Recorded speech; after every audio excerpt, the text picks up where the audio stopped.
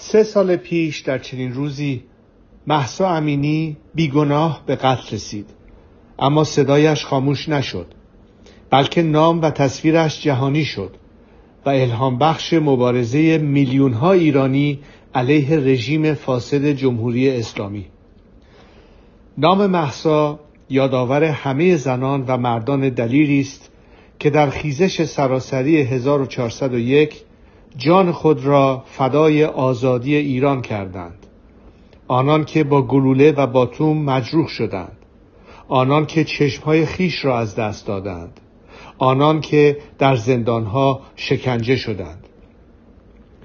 آن خیزش با شکوه از ریشه های استوار خیزش های پیشین رویید، از خیزش سراسری دی 96، از خیزش سراسری آبان 98.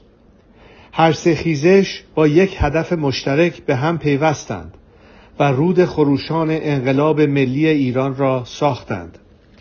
انقلابی که تا روز پیروزی آزادی ایران ادامه دارد.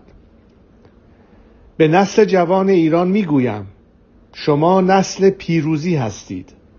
آینده آزاد را با دستان خود خواهید ساخت و رویای مهسا و همه جانباختگان راه آزادی ایران را به حقیقت بدل خواهید کرد.